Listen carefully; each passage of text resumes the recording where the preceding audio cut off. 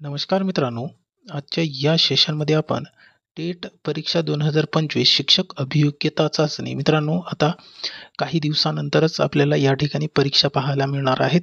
मित्रांनो आजच्या या सेशनमध्ये आपण मानसशास्त्र या विषयावरचे प्रश्न पाहणार आहोत, जे की 25 प्रश्न आपल्याला त्या ठिकाणी पाहायला मिळतात. मित्रांनो टेट परीक्षा ही IBPS पॅटर्ननुसार होणार आहे. तर आपल्याला आजच्या या सेशनमध्ये मानसशास्त्र या विषयावरचे प्रश्न या ठिकाणी आपण सविस्तर उत्तरासह स्पष्टीकरण या ठिकाणी पाहणार आहोत. मित्रांनो व्हिडिओ शेवटपर्यंत पहा. अतिशय महत्त्वाचं सेशन असणार आहे. तुम्ही जर आपल्या चॅनलवरती नवीन असाल तर आपल्या इग्नाइट करिअर पॉईंट या चॅनलला आपल्याला सबस्क्राईब करायचं आहे. दररोज अशाच पद्धतीने आपल्याला या ठिकाणी शिकायला मिळतील. ठीक आहे मित्रांनो, अतिशय महत्त्वाचे प्रश्न आपल्याला या ठिकाणी पाहायला मिळणार आहेत. चला बघूया प्रश्न कशा पद्धतीने आपल्याला विचारले जातात. पहिला प्रश्न आपल्याला स्क्रीनवरती दिसत आहे बघा. काय दिलेलं आहे मित्रांनो, अधिगम म्हणजे काय? अधिगम म्हणजे काय यासाठी आपल्याला 5 ऑप्शन दिलेले असतात, परंतु आपण या ठिकाणी 4च दिलेले आहे. या प्रश्नाचं उत्तर काय असणार आहे ते कमेंट बॉक्समध्ये द्यायचं आहे. व्हिडिओ शेवटपर्यंत पहा. अतिशय महत्त्वाचं या ठिकाणी सेशन आपल्याला पाहायला मिळणार आहेत. ओके मित्रांनो, अधिगम म्हणजे आपल्या या प्रश्नाचं अचूक उत्तर असणार आहे पर्याय सी. अनुभव व सरावातून होणारा स्थायी वर्तनाबद्दल आपण या ठिकाणी अधिगम असे म्हणत असतो. ओके, आपण काही प्रश्नाचे ऑप्शनसुद्धा या ठिकाणी रीड करणार आहोत, जे की महत्त्वाचे असणार आहेत. ओके, मग आपल्या प्रश्नाचं उत्तर पर्याय सी आहे. मग आपल्याला या ठिकाणी स्पष्टीकरण बघायचं आहे. बघा, अधिगम म्हणजे काय? तर मित्रांनो आपण आत्ताच बघितलं की अधिगम म्हणजे अनुभव, लक्षात घ्या, अनुभव व सरावातून झालेला वर्तनातील कायमस्वरूपी बदल म्हणजेच आपण त्याला अधिगम असे म्हणत असतो. आता इन शॉर्ट जर पाहायचं म्हटलं मित्रांनो, अधिगम म्हणजेच आपण याला काय म्हणू शकतो तर शिकणे. ओके, अधिगम म्हणजेच आपण याला काय म्हणणार? शिकणे. ओके, लक्षात ठेवायचं आहे. म्हणजे आपण काय अनुभवातून व सरावातून जो काही आपण शिकत असतो त्यालाच आपण अधिगम असे म्हणणार. ठीक आहे, लक्षात ठेवायचं आहे. महत्त्वाचा प्रश्न आहे मित्रांनो. याच्यानंतरचा प्रश्न बघा, 2 नंबरचा आपल्याला काय दिलेला आहे तर बालकाच्या बौद्धिक विकासाचे टप्पे कोणी मांडतात? म्हणजेच बालकाच्या बौद्धिक विकासाचे टप्पे कोणी मांडले आहेत असा प्रश्न आपल्याला या ठिकाणी केलेला आहे. ओके, मग बघा मित्रांनो, या प्रश्नाचं अचूक उत्तर असणार आहे पर्याय सी. प्याजे यांनी बालकाच्या बौद्धिक विकासाचे टप्पे मांडलेले आहेत. तर कोणकोणते टप्पे आहे हे पण आपल्याला लक्षात असायला पाहिजे. मित्रांनो प्याजे यांनी 4 टप्पे मांडलेले आहेत. ओके, 4 टप्पे. पहिला टप्पा शैशवावस्था. ओके, शैशवावस्था. त्याच्यानंतर दुसरी आहे मित्रांनो बाल्यावस्था. ठीक आहे, तिसरी आहे काय आहे मित्रांनो, तिसरी किशोर अवस्था. लक्षात ठेवायचं आहे किशोर अवस्था. आणि चौथी आहे मित्रांनो प्रौढावस्था. ठीक आहे, लक्षात ठेवायचे आहे. 4 अवस्था कोणी मांडलेल्या आहेत तर प्याजेने मांडलेली आहेत. ठीक आहे, स्पष्टीकरण बघूया. बघा, प्याजे संज्ञानात्मक विकासाचे 4 टप्पे मांडलेले आहेत. प्याजे यांनी संज्ञानात्मक विकासाचे 4 टप्पे मांडलेले आहेत. लक्षात ठेवायचं आहे. प्याजेवर नेहमी प्रश्न विचारला जातो. ओके, त्याच्यानंतर बघा मित्रांनो, 3 नंबरचा प्रश्न आपल्याला स्क्रीनवरती बघा काय दिलेला आहे तर या ठिकाणी पॉझिटिव्ह रिइन्फोर्समेंटचा अर्थ काय? ओके, पॉझिटिव्ह रिइन्फोर्समेंटचा अर्थ काय असा प्रश्न केलेला आहे. तर या प्रश्नाचं उत्तर काय असणार आहे? त्यासाठी ऑप्शन ए शिक्षा देणे, ऑप्शन बी दुर्लक्ष करणे, ऑप्शन सी बक्षीस देणे आणि ऑप्शन डी आहे अपमान करणे. मित्रांनो या प्रश्नाचं करेक्ट उत्तर आहे पर्याय सी बक्षीस देणे. यालाच आपण पॉझिटिव्ह रिइन्फोर्समेंट असा म्हणत असतो. ओके, तर यावरचे काही महत्त्वाचे पॉईंट क्लिअर करून घेऊया. आता बघा, रिइन्फोर्समेंट म्हणजे काय तर योग्य वर्तनासाठी बक्षीस देणे म्हणजेच सकारात्मक बळकटीकरण होय. ओके, म्हणजे योग्य वर्तनासाठी म्हणजेच आता समजा या ठिकाणी आपण लहान मुलांना जर आपण त्यांना जर एखादा काम किंवा एखादी आपण समजा शाळेमध्ये जर आपण या ठिकाणी चाचणी घेतली. ओके, आपण जर शाळेमध्ये जर चाचणी घेतली तर त्या चाचणीमध्ये जेवढे काही विद्यार्थी बसलेले आहेत त्यांना जर आपण बक्षीस वितरण किंवा बक्षीस त्या ठिकाणी आपण जर दिले तर मुलांना त्यामध्ये काय होईल तर त्यांचा उत्साह वाढेल. म्हणजे ते मन लावून त्या ठिकाणी चाचणी देतील, ओके, परीक्षा देतील. ठीक आहे, त्यासाठी बक्षीस देणे हे सकारात्मक या ठिकाणी असणार आहे. ओके, लक्षात ठेवायचं आहे. मग त्याच्यानंतर बघा 4 नंबरचा प्रश्न आपल्याला काय दिलेला आहे, तर 4 नंबरचा प्रश्न आहे, ऑब्झर्वेशनल लर्निंगची संकल्पना कोणाशी संबंधित आहे? काय दिलेलं आहे, ऑब्झर्वेशनल लर्निंगची संकल्पना कोणाशी संबंधित आहे? मित्रांनो, यासाठी आपल्याला 4 ऑप्शन दिलेला आहे. मग अचूक उत्तर काय असणार आहे, तर पर्याय बी, बंडुरा. ओके, कोणाशी संबंधित आहे, तर बंडुराशी संबंधित आहे. मग यावरचे काही महत्त्वाचे पॉईंट क्लिअर करू. बघा, आता बंडुरांनी सांगितले की मुले हे निरीक्षणातून शिकतात. महत्त्वाचा पॉईंट आहे बघा. बंडुऱ्याने काय सांगितलेले आहे, की मुले हे आपल्या निरीक्षणातून शिकत असतात. ओके, निरीक्षणातून म्हणजेच आपण याला इंग्रजीत काय म्हणतो मित्रांनो, ऑब्झर्वेशन. काय म्हणतो, ऑब्झर्वेशन. हे मराठीत याचा अर्थच निरीक्षण होते. ऑब्झर्वेशनचा अर्थच मराठीत निरीक्षण होते. लक्षात ठेवायचं आहे. ठीक आहे, पुढचा प्रश्न पाहण्याआधी मित्रांनो, तुम्हाला काही महत्त्वाचं या ठिकाणी सांगणार आहे, जे की आपल्या चॅनलमध्ये आपल्याला विशेष काय काय शिकायला मिळतो. आपल्या चॅनलची विशेषता काय आहे, तर बघा मित्रांनो, दररोज आपल्याला आपल्या या चॅनलवरती नवनवीन व्हिडिओज पाहायला मिळत आहेत. त्यानंतर दररोज आपण अंकगणित व बुद्धिमत्ताचा सराव या ठिकाणी स्पेशल TCS आणि IBPS पॅटर्ननुसार घेत असतो. ओके, आता आपल्याला शिक्षक अभियोग्यता चाचणी हे IBPS पॅटर्ननुसार या ठिकाणी आपल्याला पाहायला मिळत आहेत. ठीक आहे, IBPS. त्याच्यानंतर बघा मित्रांनो, आपल्याला या ठिकाणी दररोज GK व GS वरचे प्रश्न स्पष्टीकरणासह शिकायला मिळत आहेत. त्याच्यानंतर बघा, फक्त IBPS आणि TCS पॅटर्ननुसार आपण आपल्या या चॅनलवरती अभ्यासक्रम घेत असतो. आणि स्पेशल म्हणजे मित्रांनो, दररोज कम्युनिटीमध्ये आपण GK आणि GS वरचे प्रश्न सॉल्व्ह करण्यासाठी त्या ठिकाणी देत असतो. एवढी आपल्याला विशेषतः आपल्या या चॅनलमध्ये पाहायला मिळत आहे मित्रांनो. ठीक आहे, मग त्यासाठी आपल्याला काय करायचं आहे, एवढी फॅसिलिटीज जर आपल्याला पाहिजे असतील, तर मित्रांनो आपल्याला फक्त काय करायचं आहे, तुम्ही जर आपल्या चॅनलला सबस्क्राईब केलं नसेल, तर आपल्या चॅनलला सबस्क्राईब करायचं आहे. आणि सोबतच व्हिडिओ आवडल्यास व्हिडिओला लाईक करायचं आहे आणि व्हिडिओची लिंक आपल्या मित्रांपर्यंत शेअर करायचं आहे, जेणेकरून येणाऱ्या क्लासचे नोटिफिकेशन तुम्हाला काय मिळतील मित्रांनो, लगेचच पाहायला मिळतील. ठीक आहे, चला पुढचा प्रश्न बघायचा. मग 5 नंबरचा प्रश्न बघा काय दिलेला आहे. या ठिकाणी आपल्याला 5 नंबरचा प्रश्न दिलेला आहे मित्रांनो, शाळेतील विद्यार्थ्यांमध्ये नैतिक मूल्ये विकसित करण्याचा योग्य मार्ग कोणता? काय असेल या प्रश्नाचं उत्तर, तर पर्याय बी, नैतिक कथा सांगणे आपल्या प्रश्नाचं उत्तर असणार आहे. ओके, चला मित्रांनो पुढचा प्रश्न बघूया. 6 नंबरचा काय दिलेला आहे बघा, वयाच्या कोणत्या टप्प्यावर बालक अधिक जिज्ञासू होते? अधिक जिज्ञासू होते म्हणजे जिज्ञासू म्हणजे काय, आवड पण म्हणू शकतो आपण. ठीक आहे, कोणत्या टप्प्यावर मग बालक अधिक जिज्ञासू होते, त्यांना आवड, एखादी गोष्ट जर करायची असेल तर त्याला आवड निर्माण कोणत्या टप्प्यावर होते? तर मित्रांनो, या प्रश्नाचं करेक्ट उत्तर आहे पर्याय बी, बालपण. म्हणजे बाल्य अवस्थेत बालक हे जिज्ञासू असतो.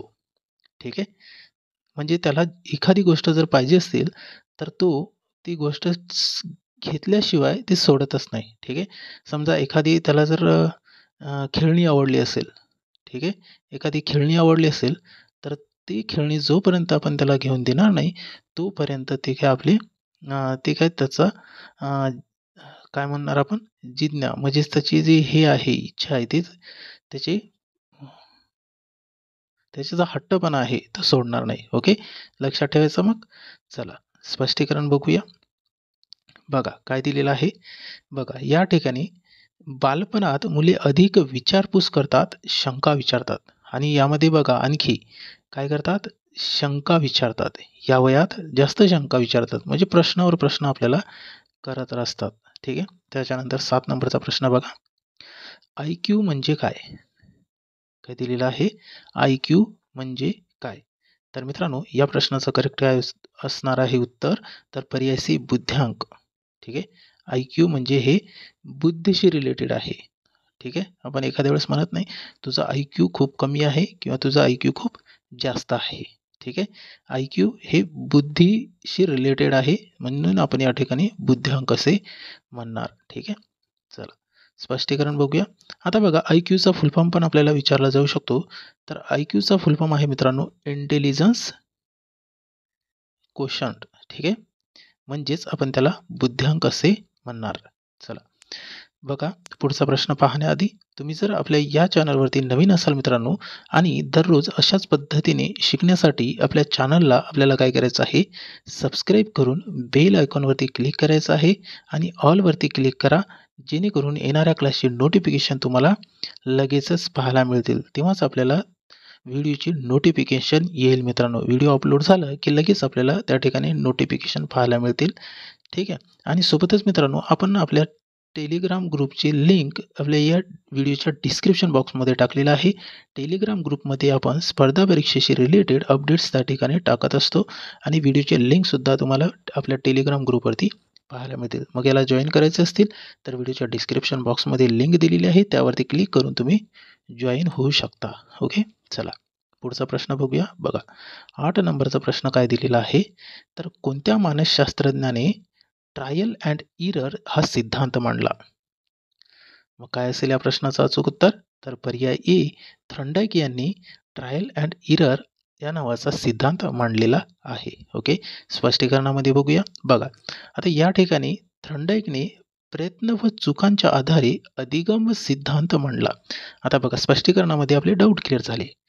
थॉर्नडाईक याने हा थॉर्नडाईक शास्त्रज्ञ आहे. बघा ट्राय म्हणजेच आपण त्याला प्रयत्न म्हणणार, त्याच्यानंतर इरर म्हणजे चुका, मग प्रयत्न व चुकाच्या आधारे अधिगम हा सिद्धांत याने मांडला. अधिगम म्हणजे मी तुम्हाला त्या सुरुवातीलाच सांगितलं, अधिगम म्हणजे मित्रांनो शिकणे. ठीक आहे. त्यालाच आपण शिक्षण किंवा शिकणे पण म्हणू शकतो. ठीक आहे. शिकणे लक्षात ठेवायचं आहे, यालाच लर्निंग पण आपण म्हणू शकतो. ओके. 9 नंबरचा प्रश्न बघा काय दिलेला आहे, विद्यार्थ्यांची शिकण्याची गती वाढवण्यासाठी शिक्षकांनी काय करावे? जी विद्यार्थ्यांची शिकण्याची गती आहे ते वाढवण्यासाठी शिक्षकांनी काय करायला पाहिजे? बघा या ठिकाणी ऑप्शन दिलेले आहे ते महत्त्वाचे आहे. बघा 1 नंबरचा आहे रटाळपणा वाढवावा, 2 नंबरचा धमकी द्यावी, 3 नंबरचा आहे कृतीतून शिकवावे आणि 4था आहे गृहपाठ टाळावा. मित्रांनो आपण या ठिकाणी अचूक उत्तर काय देणार आहोत, तर विद्यार्थ्यांची जी शिकण्याची गती आहे ती वाढवण्यासाठी शिक्षकांनी काय प्रयत्न करायला पाहिजे, तर मित्रांनो पर्याय सी कृतीतून शिकवायला पाहिजे. आता बघा सर्व स्पष्टीकरण आपण या ठिकाणी बघू. आता बघा रटाळपणा वाढवावा, रटाळपणा म्हणजे काय, विद्यार्थ्यांच्या या ठिकाणी आपण काय म्हणणार, हे बालमानसशास्त्र यावरचे प्रश्न सोडवत असताना कधीही विद्यार्थ्याला केंद्रीभूत ठेवायचं. ठीक आहे.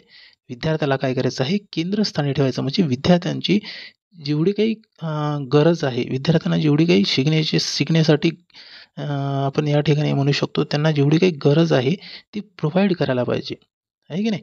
जसे की आता बघा कृतीतून शिकवणे म्हणजेच ते आपण या ठिकाणी बघणार आहोतच. बघा रटाळपणा आता या ठिकाणी महत्त्वाचं आहे, कधीही शिकताना किंवा शिकवताना रटाळपणाला कधीही काय द्यायचं नाही, वाहू द्यायची नाही. रटाळपणाने काही वेळेपर्यंत आपल्याला आठवण राहते, त्याच्यानंतर आपण विसरून जातो. ओके. मग सरळ आपण या ठिकाणी लक्षात ठेवायचं आहे, रटन विद्या चलत नाही. ठीक आहे. लक्षात ठेवायचं आहे. त्याच्यानंतर बघा धमकी द्यावी. आता धमकी दिल्याने या ठिकाणी काय होणार आहे, तर मुलांमध्ये भीती निर्माण होईल. मग शिकण्याची त्याची आवड यामुळे काय होईल, कमी होऊन जाईल. ओके. काय होईल, त्याची शिकण्याची आवड कमी होऊन जाईल. मग त्यांना या गोष्टीचा काय शिकण्याचा कंटाळा येईल. ठीक आहे.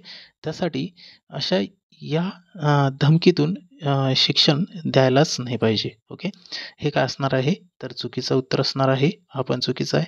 त्याच्यानंतर कृतीतून शिकवावे. कृतीतून म्हणजे काय, तर मित्रांनो बघा एखादा चॅप्टर असेल, ओके, किंवा आपण जर समजा विज्ञान घेतलं, विज्ञान विषय जर आपण शिकवत असेल तर मित्रांनो या विज्ञान विषय शिकवत असताना त्याला कृतीतून शिकवायला पाहिजे, तेव्हा त्याच्या लक्षात राहतील. जसे की प्रयोग, आहे की नाही. प्रयोग हे कृतीतून आहे. प्रयोग करून जर आपण त्यांना शिकवलं तर ते पूर्ण त्यांच्या एक कथेप्रमाणे त्याच्या लक्षात राहतील. ओके, यालाच आपण म्हणणार कृतीतून शिकवावे. जशी की ठीक आहे, चला पुढचा आहे ऑप्शन गृहपाठ टाळावा. बघा, गृहपाठ हे काही म्हणजे आपण याला 1 किंवा 2% आपण ठीक आहे याला करेक्ट म्हणू शकतो, परंतु 100% नाही करेक्ट म्हणू शकत. ठीक आहे, गृहपाठ द्यायला पण पाहिजे. ओके, 100% नाही आपण याला करेक्ट आन्सर म्हणू शकत. म्हणून आपल्या प्रश्नाचं करेक्ट उत्तर असणार आहे पर्याय सी. स्पष्टीकरण बघायचं. मग बघा, स्पष्टीकरणामध्ये दिलेलं आहे कृतीतून शिकवल्यास समज चांगली होते. समज म्हणजे काय, त्याला जो काही आपण शिकवत असेल तर ते पटकन समजून जाईल, आहे की नाही. बघा, 10 नंबरचा प्रश्न काय दिलेला आहे, वर्तन विज्ञान या प्रवाहात कोणता अग्रण्य आहेत. ओके, वर्तन विज्ञानासाठी या प्रवाहात कोण अग्रण्य आहे. तर मित्रांनो, या प्रश्नाचं उत्तर काय असणार आहे, तर पर्याय बी स्किनर. ठीक आहे, आपल्या प्रश्नाचं उत्तर असणार आहे. चला स्पष्टीकरण बघायचं. मग बघा, स्किनर हे काय आहे, तर मित्रांनो वर्तनवादी मानसशास्त्राचे पुरस्कर्ते आहे. स्किनर यांनी वर्तनवादी मानसशास्त्राचे हे पुरस्कर्ते आहे, म्हणजे यांनी वर्तनाला जास्त महत्त्व दिलेलं आहे. कोणी, तर स्किनरने दिलेलं आहे. लक्षात ठेवायचं आहे. चला पुढचा प्रश्न बघूया. 11 नंबरचा प्रश्न बघा काय दिलेला आहे, तर सामाजिक, बघा काय दिलेलं आहे, सामाजिक अधिगमाची संकल्पना कोणी मांडली. बघा, सामाजिक अधिगमाची संकल्पना कोणी मांडली, तर मित्रांनो या प्रश्नाचं करेक्ट उत्तर आहे पर्यायी बंडुरा. बंडुरा यांनी सामाजिक अधिगमाची संकल्पना मांडली. स्पष्टीकरणामध्ये पण तेच दिलेलं आहे. पुढचा प्रश्न बघूया. बघा, पुढचा प्रश्न पाहण्याआधी तुम्ही जर मित्रांनो अजूनही आपल्या चॅनलला सबस्क्राईब केलं नसेल तर आपल्या चॅनलला सबस्क्राईब करा. सोबतच व्हिडिओची लिंक मित्रांपर्यंत शेअर करा आणि व्हिडिओ आवडल्यास व्हिडिओला लाईक करा. आणि मित्रांनो, टेलिग्राम ग्रुपला जर तुम्हाला जॉईन व्हायचे असतील तर व्हिडिओच्या डिस्क्रिप्शन बॉक्समध्ये लिंक दिलेला आहे, त्यावरती क्लिक करून तुम्ही टेलिग्राम ग्रुप जॉईन करू शकता. त्यामध्ये मी दररोज स्पर्धा परीक्षेशी रिलेटेड आणि सोबतच व्हिडिओची लिंक त्या ठिकाणी अपलोड करत असतो. ओके, चला या प्रश्नाचं उत्तर द्या. विद्यार्थ्यांना उत्तम प्रकारे शिकवण्याची गुरुकिल्ली कोणती. बघा, या ठिकाणी ऑप्शन महत्त्वाचे आहे. पर्याय ए पाठांतर, पर्याय बी प्रासंगिक उदाहरणे, पर्याय सी धमकी आणि पर्याय डी निव्वळ वाचन. मित्रांनो, काय असणार आहे या प्रश्नाचं उत्तर. बघा, विद्यार्थ्यांना उत्तम प्रकारे शिकवण्याची गुरुकिल्ली म्हणजे काय, म्हणजे मंत्र काय. उत्तम प्रकारे म्हणजेच विद्यार्थ्यांना पटकन लक्षात येईल. तर हे काय आहे, तर पाठांतर आहे का. पाठांतर केल्याने हे काही काळापुरतंच आपल्या लक्षात राहतील, आहे की नाही. त्याच्यानंतर आपण याला विसरून जाईल. जेवढं काही आपण पाठांतर केलेलं आहे ते लिमिटेड, त्याचा जो हे आहे मित्रांनो, लक्षात ठेवायचं काही काळातच आपल्याला लक्षात राहतो, त्याच्यानंतर आपण विसरून जातो. त्यासाठी पाठांतर तर उत्तर नसणारच. त्याच्यानंतर प्रासंगिक उदाहरणे. ठीक आहे, मग आता हे प्रासंगिक उदाहरणे असणार का. ठीक आहे, तिसरा प्रश्न बघूया. धमकी. आता धमकी दिल्याने, जर आपण धमकी दिली तर विद्यार्थी उत्तम प्रकारे शिकेल का. शिकणार नाही. आज धमकी दिली तर उद्या तो शाळेतच येणार नाही. मग उद्या येणार का शाळेत, येणारच नाही धमकी दिल्यावर. ओके, त्यासाठी हा ऑप्शन काय असणार आहे, रॉंग असणार आहे. त्याच्यानंतर ऑप्शन डी निव्वळ वाचन. निव्वळ वाचन केल्याने उत्तम प्रकारे विद्यार्थी शिकू शकतो का. नाही, निव्वळ वाचन केलं तर त्याला लक्षात राहणार आहे का, नाही. निव्वळ जर वाचन केलं तर लक्षात राहतो का, राहत नाही. त्याच्यानंतर त्याला नेमकं वाचलेलं कळणार पण नाही, आहे की नाही. कळणार का, त्याला कळणार पण नाही. ठीक आहे, यालाच आपण रट्टा मारणे म्हणतो, आहे की नाही. ठीक आहे, त्यासाठी आपल्याला या ठिकाणी पर्याय बीच या ठिकाणी उत्तर दिसत आहे. ओके, प्रासंगिक उदाहरणे दिल्याने त्याला तो जो काही उदाहरण आहे ते लक्षात राहतील. ठीक आहे, चला बघा, स्पष्टीकरण काय दिलेलं आहे. प्रासंगिक उदाहरणे लक्ष वेधून घेतात व समज सुधारतात. म्हणजे काय, आपलं काय जो लक्ष आहे ते त्या प्रासंगिक घटनेकडे वेधून जातो, म्हणजे ते आपल्याला काय राहतील, लक्षात राहतील. ठीक आहे, जो प्रासंगिक उदाहरण आहे तो लक्षात राहतील. बघा मित्रांनो, 13 नंबरचा प्रश्न काय दिलेला आहे. मानसिक वय म्हणजेच मेंटल एज ही संकल्पना कोणी दिली. मेंटल एज ही संकल्पना कोणी मांडली किंवा कोणी दिली? तर मित्रांनो, या प्रश्नाचं उत्तर काय असणार आहे? पर्याय ए, बिनेट याने दिली. अल्फ्रेड बिनेट यांनी मानसिक वय ही काढण्याची संकल्पना दिलेली आहे. ओके, लक्षात ठेवायचं आहे. त्याच्यानंतर 14 नंबरचा प्रश्न बघा. प्रेरणा म्हणजे काय? काय दिलेलं आहे? प्रेरणा म्हणजे काय? प्रेरणालाच आपण इंग्रजीत काय म्हणतो मित्रांनो? मोटिवेशन. ठीक आहे, प्रेरणालाच इंग्रजीत मोटिवेशन म्हणतात. ठीक आहे, काय असेल या प्रश्नाचं उत्तर? कमेंट बॉक्समध्ये द्यायचं आहे. मित्रांनो, या प्रश्नाचं उत्तर आहे पर्याय बी, उत्साह निर्माण करणारी अंतर्गत ऊर्जा, म्हणजेच आपण याला प्रेरणा म्हणणार. Okay, motivation. मोटिवेशन कशातून मिळतो आपल्याला? विद्यार्थ्याच्या आळसमधून मिळतो का? नाही. ठीक आहे, निंदा केल्याने मोटिवेशन मिळतो का? नाही. अभ्यासाची भीतीमुळे मोटिवेशन मिळतो का? नाही. मग या ठिकाणी पर्याय बीच आपल्या प्रश्नाचं उत्तर असणार. उत्साह निर्माण करणारी अंतर्गत ऊर्जा. अंतर्गत ऊर्जा म्हणजे काय? जी आपल्या मनामध्ये किंवा आपल्या अंतर्गत जी काही ऊर्जा असते. ओके, म्हणजेच मला हे करून दाखवायचं आहे. आपण सेल्फ मोटिवेशन म्हणतो, आहे की नाही? अंतर्गत ऊर्जा म्हणजेच सेल्फ मोटिवेशन म्हणणार. आणि एक्सट्रिन्सिक मोटिवेशन पण आहे. ओके, एक्सट्रिन्सिक म्हणजे काय? जे दुसरे आपल्याला म्हणजे दुसरा व्यक्ती आपल्याला मोटिवेट करतो. ओके, त्याला एक्सट्रिन्सिक मोटिवेशन असं म्हणू शकतो आपण. ठीक आहे, प्रेरणा ही उद्दिष्ट साध्य करण्यासाठी मानसिक ऊर्जा असते. लक्षात ठेवायचं आहे. 15 नंबरचा प्रश्न बघा. काय दिलेला आहे? विद्यार्थ्याच्या क्षमतेनुसार अध्यापन करणे म्हणजे कोणती पद्धत? बघा, विद्यार्थ्याच्या क्षमतेनुसार म्हणजे काय? तर आता बघा, 9व्या वर्गात एखादा विद्यार्थी असेल आणि पहिल्या वर्गात विद्यार्थी असेल, आहे की नाही? मग पहिल्या वर्गाच्या विद्यार्थ्याला 9व्या वर्गाचा जो काही सिलेबस आहे तो जर शिकवलं तर त्याची क्षमता ही आहे का? अध्यापन करण्याची क्षमता आहे का? तर नाही. मग विद्यार्थ्याच्या क्षमतेनुसार पहिल्या वर्गात जर विद्यार्थी असेल तर त्याला पहिल्या वर्गाचाच सिलेबस शिकवावा लागेल, आहे की नाही? म्हणजे हे काय आहे? त्याची क्षमता म्हणजे त्याची जी मानसिक क्षमता आहे किंवा त्याची बौद्धिक क्षमता आहे, ती काय आहे? 9व्या वर्गाच्या मुलांपेक्षा थोडीशी कमी आहे. म्हणून आपण त्या ठिकाणी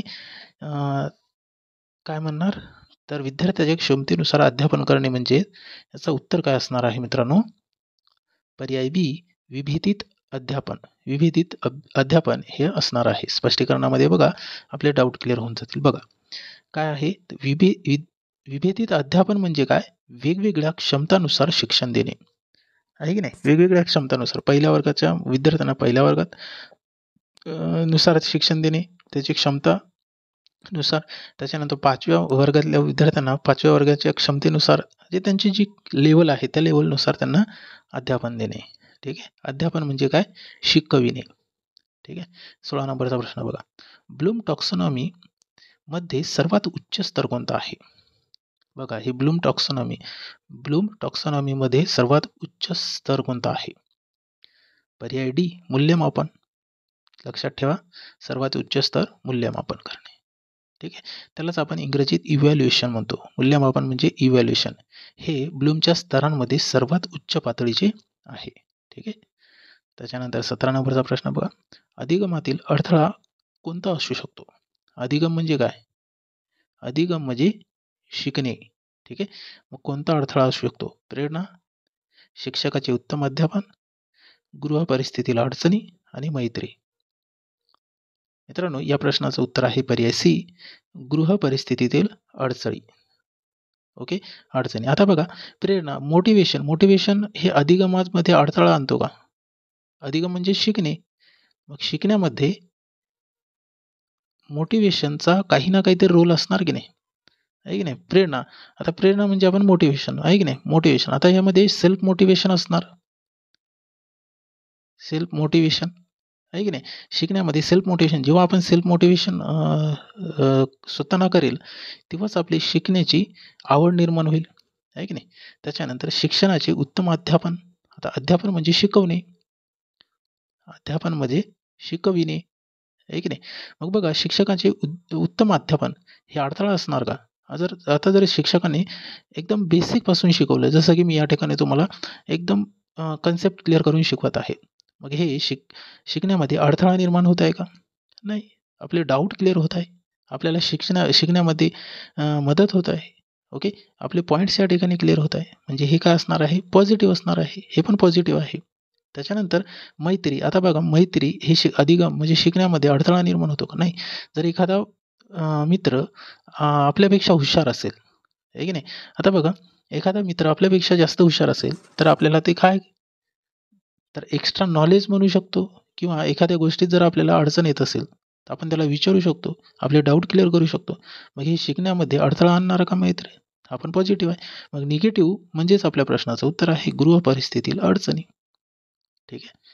चला, स्पष्टीकरणामध्ये बघा काय दिलेलं आहे.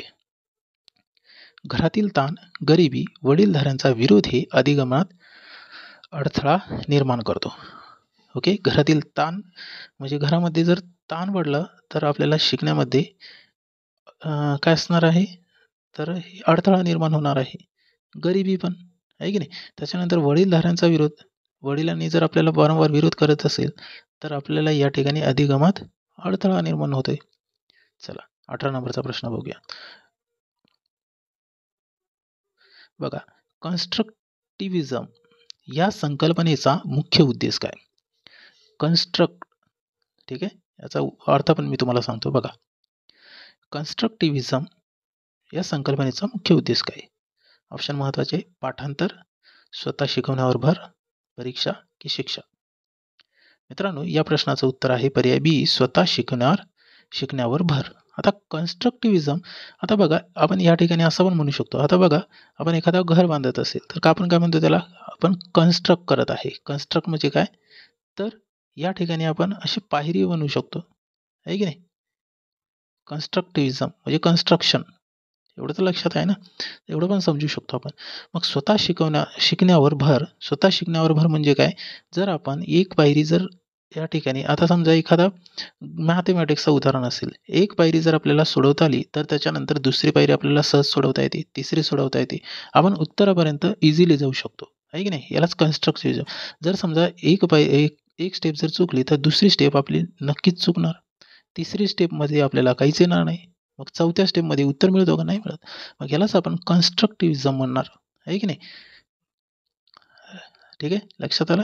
पाठांतर. पाठांतर हे पाठांतर तर आन्सर नसणारच मित्रांनो. ठीक आहे, पाठांतर ज्या ऑप्शनमध्ये तुम्हाला दिसलं, ज्या ठिकाणी दिसलं, त्याला डायरेक्ट निगेटिव्ह म्हणायचं. ठीक आहे, निगेटिव्ह हे कधीही उत्तर, आपल्याला जर प्रश्न पॉझिटिव्ह विचारला असेल तर उत्तर निगेटिव्ह द्यायचं नाही, निगेटिव्ह विचारलं तर उत्तरच निगेटिव्ह द्यायचं. ठीक आहे. त्याच्यानंतर परीक्षा. परीक्षा हे एक काय आहे मित्रांनो, मूल्यमापन, आहे की नाही. त्याच्यानंतर शिक्षा. कन्स्ट्रक्टिव्हिजम शिक्षा असणार का? नाही. ठीक आहे, चला स्पष्टीकरणामध्ये बघूया. बघा, कन्स्ट्रक्टिव्हिजम ही शिकण्याची प्रक्रिया आहे ज्यात विद्यार्थी स्वतः अनुभवातून शिकतो, आहे की नाही. स्वतः अनुभवातून शिकतो, महत्त्वाचा पॉईंट आहे, लक्षात ठेवायचं. त्याच्यानंतर बघा, 19 नंबरचा प्रश्न. मुलाचे संज्ञानात्मक विकासासाठी शिक्षक काय करतो? संज्ञानात्मक, लक्षात ठेवा. संज्ञानात्मकचा अर्थ सांगतो. संज्ञानात्मकचा अर्थ म्हणजेच बुद्धी, बुद्धी लक्षात ठेवा, किंवा बौद्धिक विकास.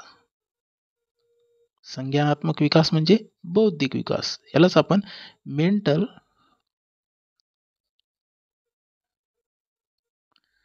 स्टेजेस म्हणू शकतो किंवा बौद्धिक विकास, असं मेंटल डेव्हलपमेंट असं पण म्हणू शकतो, आहे की नाही. ठीक आहे, संज्ञानात्मक म्हणजे काय, बौद्धिक विकास. ओके, मग विकासासाठी शिक्षक काय करतो? बौद्धिक विकासासाठी शिक्षक काय करतो? फक्त गृहपाठ देतो का? फक्त गृहपाठ दिल्याने बौद्धिक क्षमता विकसित होतात? नाही. सृजनशील कृती घडवणे, बघा, हे निगेटिव्ह उत्तर आहे, सॉरी निगेटिव्ह आहे, हे पॉझिटिव्ह आहे. बघा, सृजनशील कृती घडवतो, पॉझिटिव्ह आहे, कृती घडवतो, सृजनशील कृती घडवतो, आहे की नाही. त्याच्यानंतर मारतो, हे निगेटिव्ह आहे, हे ऑप्शन निगेटिव्ह आहे. मारल्याने बौद्धिक विकास होते का? नाही. त्याच्यानंतर दुर्लक्ष केल्याने बौद्धिक विकास कधीही होत नाही. ओके, एखादी गोष्ट समजा आपल्याला एखाद्या उदाहरण येत नसेल किंवा हा प्रश्न येत नसेल, आता हा प्रश्न आपल्याला सोडवता येत नसेल, तर आपण याला जर दुर्लक्ष केलं तर आपली या ठिकाणची पॉईंट क्लिअर नाही, आणि आपल्याला याच्यानंतरचा प्रश्न अशाच पद्धतीने विचारला तर ते येणार नाही. याच्यापेक्षा थोडासा बदल केला तर विचारलं तर येणार नाही. त्यासाठी दुर्लक्ष करणे हे महत्त्वाचं आहे का? हे निगेटिव्ह आहे. म्हणजेच या ठिकाणी पॉझिटिव्ह आन्सर आपल्याला एकच दिसतोय. तेच आहे उत्तर बघा.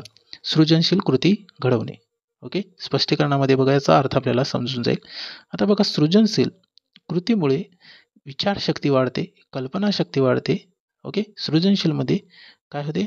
विचारशक्ती आणि कल्पनाशक्तीचा विकास होतो. ओके. सृजनशीलचाच अर्थ आहे लक्षात ठेवा. त्याच्यानंतर आजच्या सेशनचा शेवटचा प्रश्न बघा मित्रांनो काय दिलेला आहे.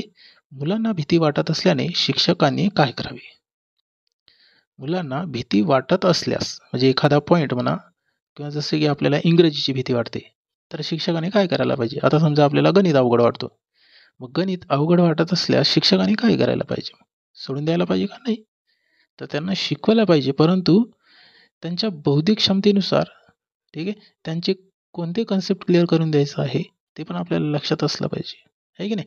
मग या ठिकाणी ऑप्शन बघा दिलेला आहे महत्त्वाचे आहे. तक्रार करावी. तक्रार केल्याने अं, आता समजा जर आपण या ठिकाणी शिक्षकाने काय करायला पाहिजे, जर आपण या ठिकाणी तक्रार करावी. आता बघा मुलांना जर येत नसेल, एखादं उदाहरण येत नसेल किंवा गणिताला समजत नसेल, तर मग तक्रार करायची का? मुख्याध्यापकाकडे किंवा त्यांच्या पालकाकडे तक्रार केल्याने मुलगा शिकतो का? नाही. हे निगेटिव्ह आहे मित्रांनो. त्याच्यानंतर अधिक कठोरपणे शिकवावे. अधिक कठोरपणाने शिकवल्याने मुलांमध्ये भीती निर्माण होईल. ठीक आहे. भीती निर्माण झाली की मग त्यांना ते शिकण्यामध्ये अडथळा निर्माण होईल. आहे की नाही? हा निगेटिव्ह ऑप्शन आहे मग. समजून घ्यावी आणि मदत करावी. हा पॉझिटिव्ह दिसत आहे. त्याच्यानंतर बाहेर काढणं. बाहेर काढल्याने हे शिकण्यामध्ये त्यांना मदत होतो का? आता समजा आपण एक क्लासमध्ये लेक्चर घेत आहोत. ओके. लेक्चर घेत आहोत. जर त्यांना समजत नसेल, तर आपण त्याला बाहेर काढल्याने त्याला समजणार आहे का? नाही. मग हा पण निगेटिव्ह आहे. ठीक आहे. त्यांना अ, त्यांनी त्याची जी अडचण आहे, त्या अडचणीला सोल्युशन देणं महत्त्वाचं आहे. आहे की नाही? किंवा त्यांना समजून एक पद्धत समजली नाही, तर दुसरी पद्धतीने शिकवायला पाहिजे. आहे की नाही? त्यासाठी बाहेर काढावे हे निगेटिव्ह असणार आहे. म्हणजे आपल्या प्रश्नाचं उत्तर आहे पर्याय सीच. समजून घ्यावी आणि मदत करावी. ठीक आहे. त्याची जी अडचण आहे ती समजून घ्यायला पाहिजे. त्याच्यानंतर त्यांना ती जी अडचण आहे, त्या अडचणीमध्ये थोडीशी मदत करायची. ठीक आहे. तर या ठिकाणी आपल्या प्रश्नाचं उत्तर मिळालेलं आहे. ओके. मित्रांनो व्हिडिओ कसा वाटला कमेंट बॉक्समध्ये कळवायचं आहे आणि सोबतच तुम्ही जर आपल्या चॅनलवर नवीन असाल किंवा अजूनही आपल्या चॅनलला सबस्क्राईब केलं नसेल, तर आपल्या चॅनलला सबस्क्राईब करा. ओके. सोबतच टेलिग्राम ग्रुपला जर तुम्ही जॉइन झाले नसाल, तर आपल्या टेलिग्राम ग्रुपला सुद्धा जॉइन करायचं आहे. याची लिंक मी व्हिडिओच्या डिस्क्रिप्शन बॉक्समध्ये दिलेलं आहे. त्यावरती क्लिक करून तुम्ही लगेच जॉइन करू शकता. ओके. आणि मित्रांनो याच्यानंतरचा क्लास तुम्हाला CDPवरती म्हणजेच मानसशास्त्रावरचाच तुम्हाला या ठिकाणी उद्याला पाहायला मिळतील. त्यासाठी आपल्या चॅनलला सबस्क्राईब करा. सोबतच व्हिडिओची लिंक मित्रांपर्यंत शेअर करा. ठीक आहे. भेटूया समोरच्या सेशनमध्ये. धन्यवाद.